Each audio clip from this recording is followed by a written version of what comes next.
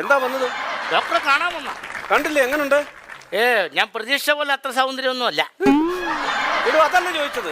താൻ എന്നെ കാണാൻ വന്നാണോ? ആണെങ്കിൽ ചീട്ടെടുത്തിട്ടുണ്ടോ? ചീട്ടെടുക്കാൻ ഞാൻ തത്തമ്മയോ?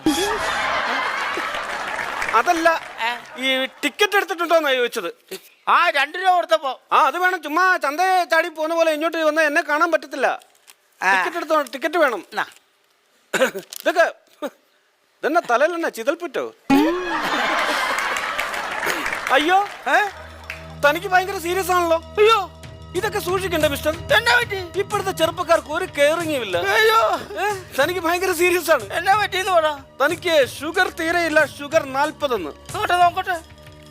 നോക്ക്. എടാ പൊട്ടക്കണ്ണ ഭ്രാന്ത.